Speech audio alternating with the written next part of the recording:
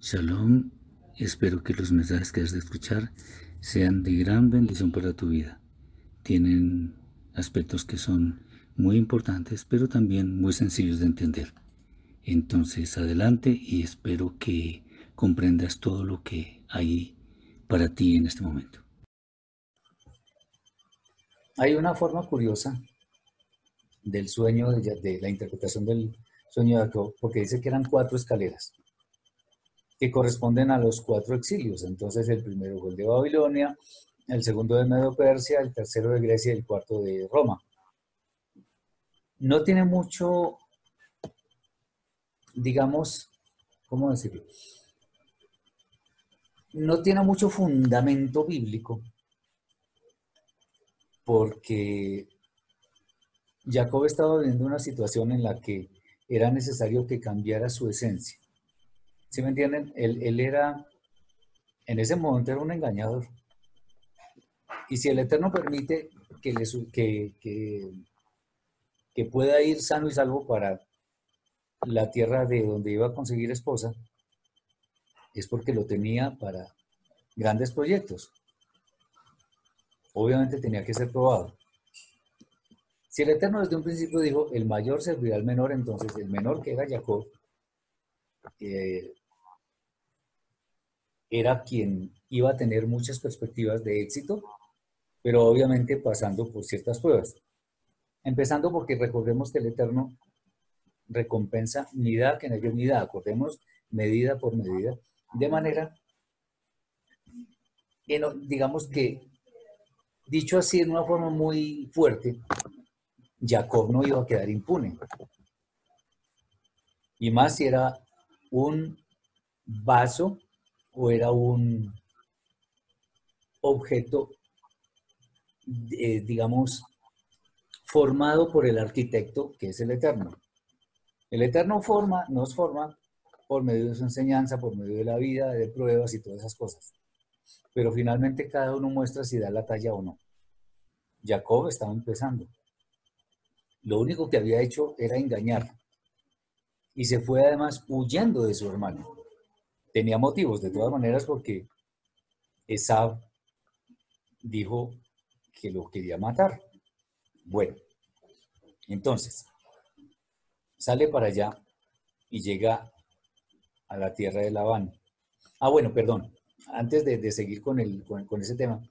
Entonces, ese sueño donde se ven 4 escalones, para mí no tiene tanto fundamento, sin embargo, yo lo menciono porque es bueno tener en cuenta lo que dicen muchos estudiosos de Israel. La otra, que es la que a mí me gusta porque de hecho uno lo ve en la Brit Hadashah. Fíjense ustedes que en Yohanan 1:51, fíjense lo que está escrito.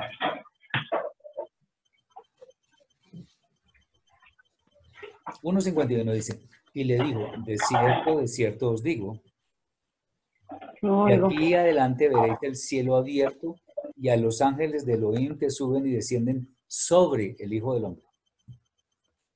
En otras palabras, Yeshua estaba diciendo que esa escalera que se vio en el sueño de Jacob, porque es exactamente lo mismo a lo que se refiere acá, esa escalera es Yeshua mismo. Y acordémonos que eso está encuadrado en otros textos que son armónicos con esto que estamos viendo. Por ejemplo, uno que dice que solamente hay un mediador entre el Eterno y los hombres, que es Yeshua HaMashiach hombre. ¿Sí? Eso cuadra perfectamente. Acordémonos de otro versículo. Yo soy el camino y la verdad y la vida. Nadie viene al Padre sino por mí. La escalera, evidentemente, como lo dice la Torah, va desde la tierra hasta el cielo. En el cielo, ¿quién está? El Eterno, por supuesto. Entonces tiene mucho más sentido que nosotros veamos ese sueño o que la interpretación de ese sueño la esté dando el mismo Yeshua cuando dice que vamos a ver el cielo abierto, los ángeles subiendo y bajando. Ahora, ¿cómo es eso de que Él es la escalera? Bueno, en varios textos de la Brit Hadashah y de la Torah, por supuesto, nosotros entendemos que cada día nosotros debemos perfeccionar nuestra santidad. Y al perfeccionar nuestra santidad lo que estamos haciendo es escalando alturas espirituales. De manera que eso significa que entre más subamos, más cerca vamos a estar del Eterno. Eso significa que la única forma de poder acceder a las moradas eternas del Olam Haba es con santidad. A propósito de un texto que estábamos viendo ahí en el chat, que en el Código Real dice que sin santidad nadie verá a Yeshua. A mí también me sonó raro la primera vez que lo vi. Pero eso definitivamente se refiere al Eterno, porque a Yeshua pues ya lo vio mucha gente, incluso malvados. Entonces evidentemente eso no se refiere a Yeshua. Es posible que haya sido un error de transcripción, pero bueno, no importa. Lo importante es que nosotros tengamos claro lo que está escrito de manera que podamos armonizar todos los textos sin ningún esfuerzo. Porque cuando necesitamos muchas explicaciones, a veces muy complicadas, para tratar de entender los textos, ahí estamos teniendo un problema porque estamos en cierta forma forzando significados. En cambio, cuando los textos son realmente, o cuando vemos armónicamente los textos, la verdad no necesitamos ningún esfuerzo porque todo está ahí. Ok, entonces él vio esa visión. Y después de eso, bueno, digamos, a posteriori, o sea, nosotros somos quienes podemos ver en ese texto una gran profecía respecto de Yeshua, nuestro Mashiach. Ahora, cuando llega donde Labán, ahí empieza el tema de las pruebas. ¿Recuerdan ustedes que él vio a Rachel y se enamoró de ella? O sea, definitivamente él vio que ella era. Y bueno, lo llevaron donde Labán y toda la cosa. Y se alegraron mucho porque pues era hijo de Isaac, quien tomó a Rivka, hermana de Labán, como esposa. ¿Y qué pasó? Bueno, en términos generales, amaba tanto Jacob a Rachel que le dijo sin que Labán se lo pidiera: le trabajo 7 años por ella si quiere. Cosa que efectivamente hizo. La amaba de verdad. Ahora, no vayamos a pensar que esto simplemente fue lo que coloquialmente llaman amor a primera vista. Porque amor a primera vista no existe. Existe química o existe atracción, pero amor a primera vista, eso no. El amor es una cosa que se va construyendo durante toda una vida. Entonces ese es un término que está mandado a recoger en términos de la Torah. Bueno, el asunto es que empieza la vida movida de Jacob cuando supuestamente llegaron los 7 años y le dijo Jacob a Labán: bueno, ya le trabajé 7 años, denme a mi mujer. Y ahí sucedió algo terrible, que me imagino que todos hemos leído, que fue el cambalache, el cambio de Rachel por Lea. ¿Y qué sucedió allí? Bueno, hay unas cosas muy interesantes. Fíjense que no es solamente el hecho de que le cambiaron a la mujer, sino, miren ustedes, Jacob se puso, al menos digamos, quedó muy extrañado. Y miren lo que dicen algunos sabios, que es bien interesante. Lea, cuando estaba por la mañana y Jacob la vio y era Lea, y él le dice, estamos hablando de cosas figuradas, le dice: tú eres una tramposa. Y Lea le dice: bueno, yo soy tramposa, hija de tramposo, pero usted es tramposo, hijo de Sadik. Terrible, ¿Qué argumento tenía Jacob? Ninguno. O sea, él no podía posar de muy digno porque él tenía de quién salir, o sea, de quién ser una persona justa. Ella era hija de Labán, que era un tramposo, pero él, ese es un caso. El segundo, dicen algunos sabios que Lea y Rachel, como, ojo con esto, estos son interpretaciones, pero esto no es lo que dice la Torá. Pero es bueno que tengamos en cuenta todas estas cosas porque independientemente de que se trate de sabios judíos, pues hay cosas que vale la pena como analizar. Entonces,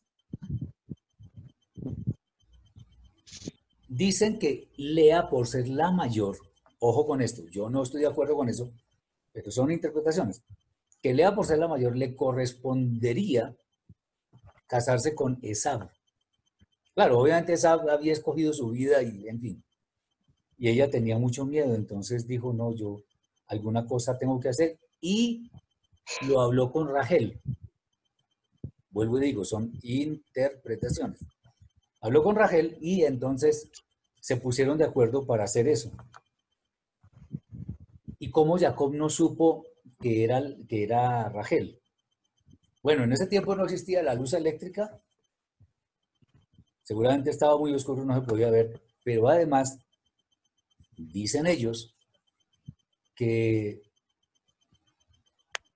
se pusieron de acuerdo a las dos hermanas para que Jacob, cualquier pregunta que le hiciera a supuestamente Rachel, le respondiera. Y Lea le respondió todo y entonces Jacob quedó convencido. Y por la mañana la sorpresita. Eso es muestra de que el Eterno permitió que este hombre fuera probado. Porque si iba a ser la cabeza del pueblo de Israel, tenía que dar la talla, tenía que ser un hombre justo. Y no solo le cambiaron a su mujer la primera noche, sino que además el salario se lo cambiaron. Algunos dicen que no fueron 10 veces, sino como 100 veces. Raro no me parecería porque Labán era un tramposo. Ahora, amaba tanto a Rachel que dijo, no, no, usted me engañó, pero entonces convinieron entre que trabajara otros 7 años por Rachel y efectivamente, y ahí sí tomó Rachel. Aquí es donde empieza el tema de varias mujeres para un hombre. En Israel son muy dados, o muchas personas, no todo el mundo, son muy dados a justificar las acciones de los patriarcas. Entonces dicen, ah, no, pues él tuvo 4 mujeres, pero es que de ahí salió Israel. ¿Y quién dijo que por ese hecho ya todo fuera correcto? De ninguna manera. No es correcto. Entonces, si nosotros vamos a ver lo que hizo Jacob, lo que hizo fue cometer un cúmulo de errores. Porque no contento con haber estado con Lea, también quería Rachel. Y además, cuando empezaron los temas de celos entre una y otra por los hijos y todo aquello, entonces cada una de ellas le dio una sierva a Jacob. Acordémonos que Rachel era estéril por el momento y vio que Lea había concebido varios hijos. Entonces le dio a Bilhá, la sierva de ella, porque acuérdense que era costumbre de... ¿Se acuerdan de Agar? Que si había una sierva en la casa, los hijos de ella pasarían a ser de la dueña de la casa. En este caso era lo mismo. Y cuando Lea vio eso, porque llegó un momento en que no tuvo más hijos, entonces le dio a Silpa, a Jacob. Yo me imagino que él estaba bravísimo. Imagínense, 4 mujeres. Eso es terrible porque ustedes, no sé si recuerdan unos textos donde en la Torá, donde está escrito que si un hombre tiene 2 mujeres, una amada y otra aborrecida,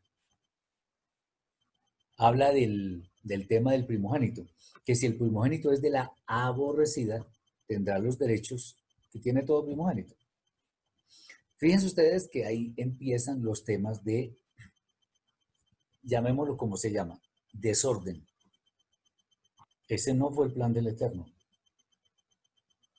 Yo siempre insisto en Bereshit 2:24, donde dice, por tanto, dejará el hombre a su padre y a su madre y se unirá a su mujer, una, y serán una sola carne, o sea, una sola mujer.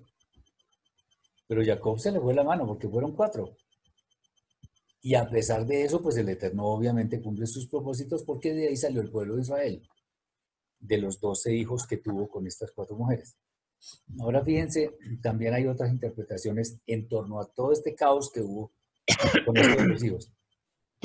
Lea tuvo 6 hijos y además tuvo a Diná. Y Silpá tuvo 2, Bilá tuvo 2, ahí van 10. Entonces, dicen los sabios que Rachel no podía ser degradada teniendo menos hijos que las criadas. Entonces, también tuvo a Joseph y después a Benjamín cuando iba camino de regreso, que eso es en la próxima parasha. Y que ella murió antes de tiempo. Bueno, en fin, todo eso. ¿El tema cuál es? El tema es que a pesar de nuestras fallas, de nuestros pecados, de nuestras limitaciones, de nuestros excesos u omisiones, el Eterno cumple su palabra. Sobre esta historia de las 4 esposas de Jacob hay muchas interpretaciones, hay muchas conjeturas, pero lo que debemos creer es lo que está escrito en la Torá. No podemos ir más allá, decir, no, eso fue lo que pasó fue tal y tal cosa. No, ahí no dice. Eso es importante. Otra cosa, hay un pasaje donde Rachel encontró unas cosas llamadas jazmines, otros lo llaman mandrágoras o qué sé yo, unos jazmines, y le dijo, o sea, dijo que Lea podría dormir con ella, la que se encontró fue Lea, perdón, y Rachel dijo no, que el esposo durmiera con ella para ella poder tener los jazmines, como si fueran un fertilizante, por decirlo así, pues. Y fíjense algo, de aquí sí podemos decir una cosa interesante. Ya que Rachel despreció una noche con su esposo por unos jazmines, entonces, por una noche además, no pudo dormir con él en su lecho de muerte, porque ella fue enterrada en otro sitio que no fue la cueva de Macpelá. ¿Alguna pregunta hasta acá? ¿Alguna duda, alguna inquietud? ¿Está todo muy claro? ¿O hay alguna cosa que nos interese? Sí, Carla. Estoy observando que igual pasó con Abraham cuando Dios le dijo que iba a tener cuando iba a tener hijo, ¿no? Que iba a tener quien lo heredara, ¿no? Que siempre el hombre se adelanta, se precipita.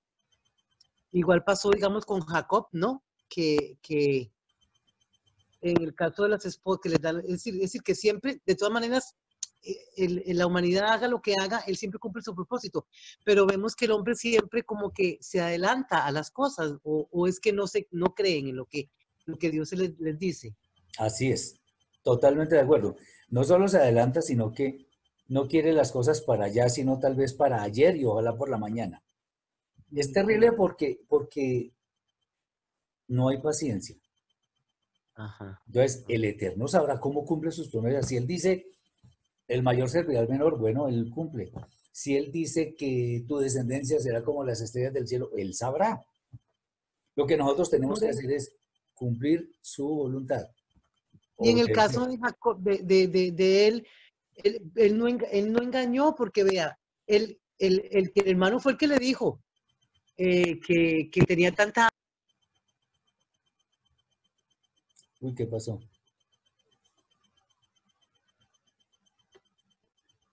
Es Hola, decir, Carla. que por un guiso rojo lo cambió, pero él tampoco, es decir, tampoco lo veo así como que fuera tramposo. Y cuando él se hizo pasar por hermano, fue la misma mamá, la que le aconsejó. No seas tan benévola, porque Jacob tiene mucha responsabilidad. Él engañó. Él hubiera podido decirle a la mamá, no señora, yo no me presto para ese juego. Él hubiera podido decir perfectamente, no lo hizo. Entonces él tiene responsabilidad, él no era un bebé. Claro, Rivka tuvo culpa, mucha, pero él Claro. también. Además, él fue el que se presentó ante el padre y lo engañó de frente. Entonces, yo soy de esas personas que de ninguna manera, yo, no sé los demás, pero yo no le paso una a los patriarcas. No estoy diciendo que yo sea mejor que ellos o que no, sino pecaron y punto. La Torá lo muestra así. Ella no, la Torá no, como les he dicho tantas veces, la Torá no describe héroes. En la Torá no hay héroes, hay hombres y mujeres de carne y hueso que cometemos pecado. More, Sí, adelante. y otra cosa, vea, recuerda la vez pasada que usted dijo que, bueno, el Mesías viene por medio de Ruth, y antes digamos, de Ruth venía por la relación que tuvo las hijas de, ay, ¿cómo se llama este? Lot. De Lot. Es decir, que si nos ponemos a ver, todo ha venido como de algo que a Dios no ha querido. ¿Por qué?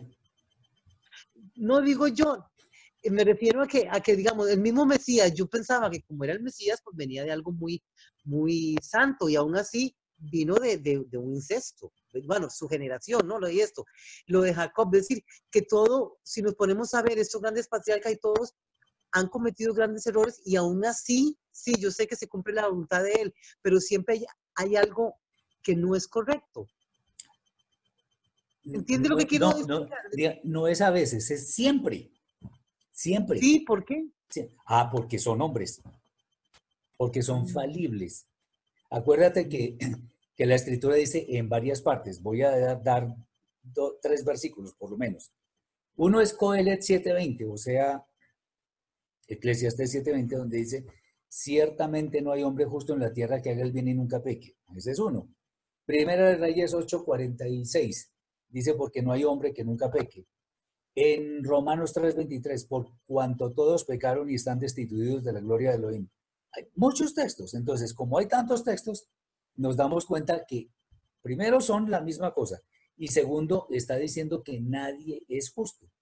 Entonces, todo el mundo comete pecado, hasta Moshe cometió pecado, y más de uno, narrados por la misma escritura. Entonces, ¿cuál es el tema? El Eterno cumple.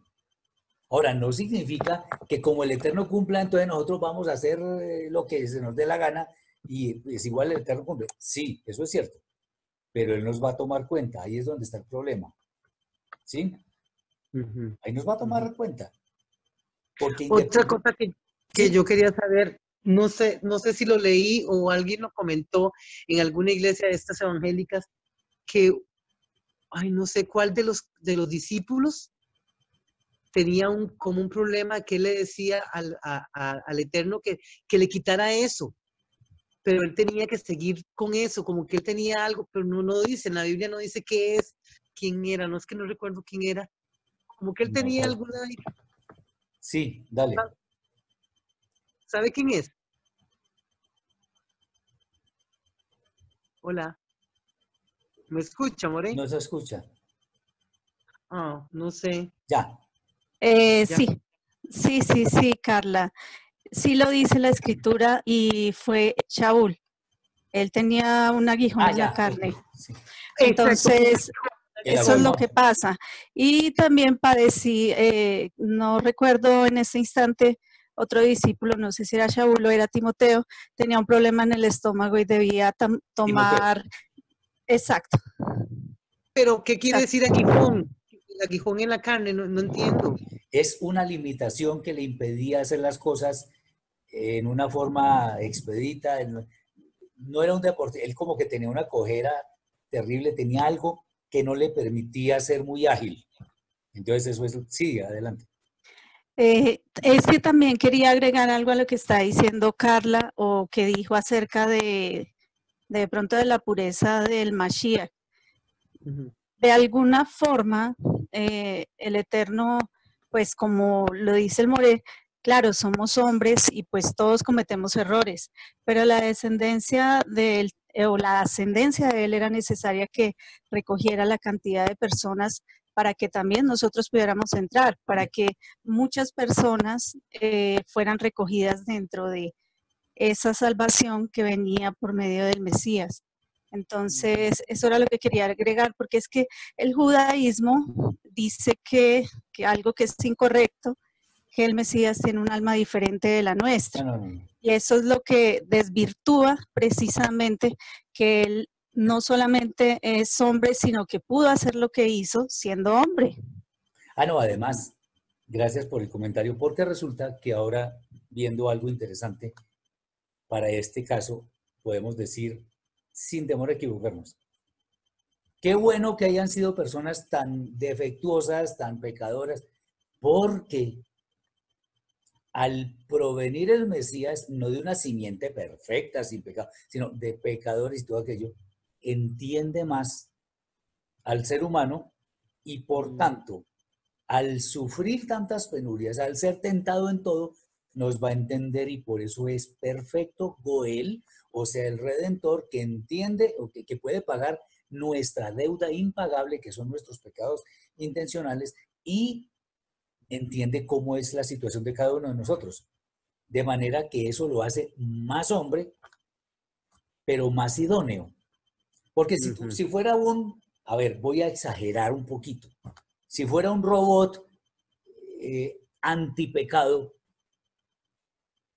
antitentación, pues ya, listo, no, ni para qué se ponen el Eterno, para qué hace la Torah y la Escritura. No, ahí mando un robot perfecto que sirve como expiación. Eso no tiene ningún mérito, no tiene ningún sentido porque ya viene de fábrica, viene impermeabilizado contra el pecado. Pero es que recordemos que Yeshua fue tentado, ¿por qué?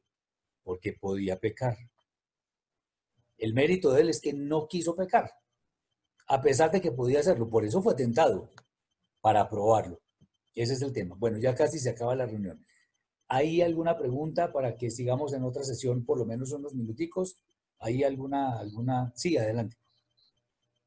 Sí, además que algo que también le hace muy espiritual es que el único que puede dar vida o puede engendrar en la descendencia que desee es el Eterno. Exacto. Entonces eso, ahí no hay nada que hacer, Él es el que manda. Por supuesto, así es.